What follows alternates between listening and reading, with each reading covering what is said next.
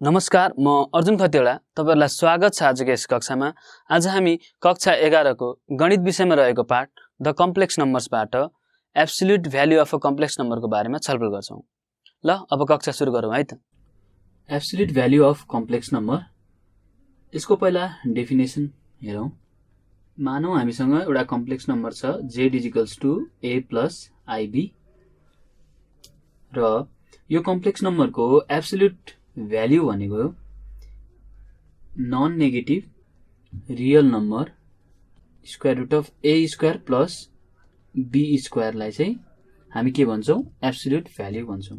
र एब्सोल्युट भ्यालुलाई हामी यो यस्तो सिम्बल राखेर डिनोट गर्छौं र यसलाई लेख्दाखेरि a² + b² लेख्छौं। अब यहाँ z भनेको a + ib भएको हुनाले अब यसलाई a + ib लेखेर पनि हामी डिनोट गर्न सक्छौं। र यसलाई पढ्दाखेरि हामी यो मोडुलस भनेर पढ्दा पनि हुन्छ है। मोडुलस नभए एब्सोल्युट भ्यालु, दुईटै जे भन्दा पनि हुन्छ, मोडुलस भन्दा पनि हुन्छ, एब्सोल्युट भ्यालु भन्दा पनि हुन्छ। अनि यो जुन साइन, यो सिम्बल हामीले युज गरेको छौं, यो र यो यस्तो, यो मोडुलस भन्दा भयो। हामी डिटर्मिनेन्टमा पनि युज गर्छौं, तर यसमा मोडुलस भनेर हामी युज गर्छौं एब्सोल्युट भ्यालुको लागि। र डेफिनेसन यही हो, तर हामी अब एक दुईवटा एक्जाम्पल हेरौं। जस्तै एक्जाम्पलमा एउटा कम्प्लेक्स नम्बर लियौं 3 + 4i भन्ने। अब यसको मोडुलस कति हुन्छ त भन्दाखेरि यो कम्प्लेक्स नम्बरको मोडुलस, मानौ यो z हो हैन, z मोडुलस अफ z भनेको कति हुने भयो त स्क्वायर रुट अफ 3², किनभने a भनेको त कति छ त यहाँ, यो त a भयो, यो a + ib फर्ममा छ नि त, त्यसैले a भनेको 3 अनि b भनेको कति भयो 4 भयो हैन। त्यसैले a² + b² भनेको 4² हुने भयो है। र यो कति हो, 3 को स्क्वायर 9 प्लस यो 16 भयो हैन। अनि यो भनेको कति हो, स्क्वायर रुट अफ 25 र स्क्वायर रुट अफ 25 भनेको 5। त्यसैले modulus of this complex number z is 5 भन्न सक्यौं है, मोडुलस चाहिँ। अब मोडुलसको पनि केही प्रपर्टिजहरु छ यो एब्सोल्युट भ्यालुको, सो अब त्यसलाई हामी हेर्छौं। पहिलो छ modulus of z = modulus of conjugate of z भनेको यो प्रपर्टिजहरु चाहिँ हामीले मोडुलसको केसमा युज गर्न सक्छौं। र दोस्रोमा छ mod z = 0 if and only if z = 0। अर्को 3 नम्बरमा छ mod zw = modulus of z into modulus of w for two complex numbers z and w। दुईटा complex number z and w को लागि चाहिँ यो प्रपर्टी होल्ड गर्ने भयो। अर्को नम्बर 4 मा मोडुलस अफ यो होल जुन z/w को मोडुलस छ, यसलाई चाहिँ हामी इन्डिभिजुअल मोडुलसमा लेख्न सक्छौं है। Modulus of z modulus of w if modulus of w not equals to 0, z into z bar भयो भने चाहिँ z होल स्क्वायर हुन्छ, मोडुलसको होल स्क्वायर हुने भयो। अनि 6 मा छ real z is less than equals to modulus of z and imaginary part of z is less than equals to mod z। यो भयो प्रपर्टिजहरु, 6 वटा प्रपर्टिज छन्। र अब हामीले केही प्रुफ गर्नेछौं र केही म गृह कार्यको रूपमा दिनेछु। पहिलो प्रपर्टिजको प्रुफ हेर्नुस्। लेट यो हामीलाई दिन त दिएकै छ, तर पनि हामीले a + ib लिन्छौं। अब हामी कन्जुगेट अफ z खोज्छौं, त्यो भनेको a - ib हैन। अब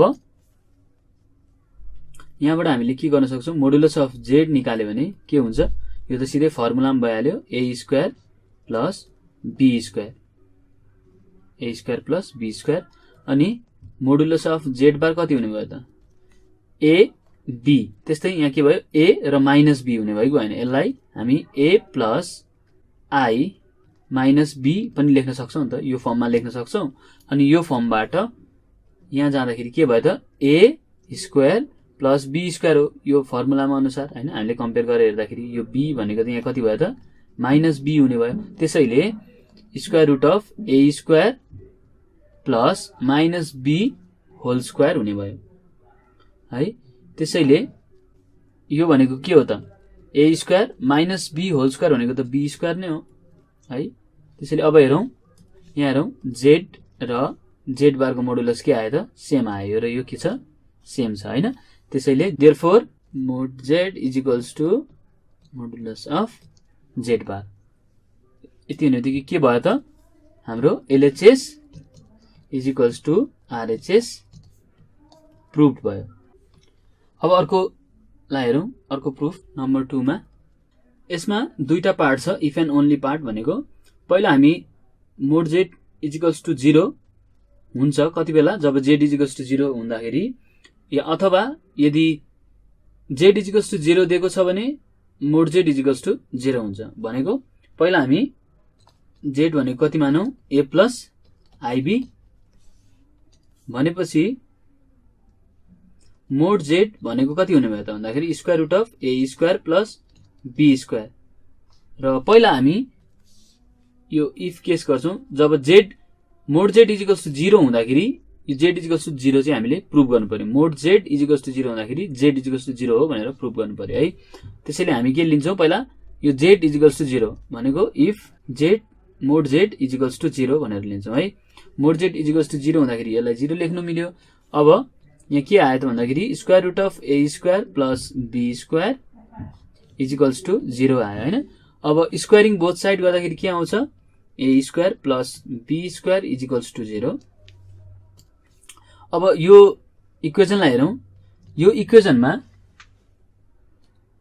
ए र बी के हो त ए र बी रियल नम्बर हो हैन रियल नम्बर भएको हुनाले अब हामीलाई रियल नम्बरमा के थाहा छ भन्दाखेरि स्क्वायर नम्बर भनेको स्क्वायर नम्बर 0 हुन्छ या 0 भन्दा बराबर हुन्छ हैन जुनै नम्बर लिए पनि त्यसको स्क्वायर कि 0 हुन्छ कि 0 भन्दा ठूलो हुन्छ है त्यसरी यो बी स्क्वायर पनि के हो कि 0 हुन्छ कि 0 भन्दा ठूलो हुन्छ यो 0 भन्दा सानो हुन सक्दैन त्यसैले यदि यो पनि 0 भन्दा ठूलो यो पनि 0 भन्दा ठूलो भयो भने यो 0 त हुने कुरै आएन हैन स्क्वायर गर्दाखेरि यो पनि 0 भन्दा ठूलो अनि यो पनि 0 भन्दा ठूलो छ भने यो सम त्यो दुईटालाई जोड्दाखेरि त कहिले पनि 0 आउँदैन 0 भन्दा त धेरै आउनु पर्यो हैन र यहाँ पोसिबिलिटी यो 0 आउने कति बेला छ भन्दाखेरि यदि ए स्क्वायर पनि 0 अनि बी स्क्वायर पनि 0 हुनु पर्यो यो केसमा मात्र के हुने भयो त यो पोसिबल हुने भयो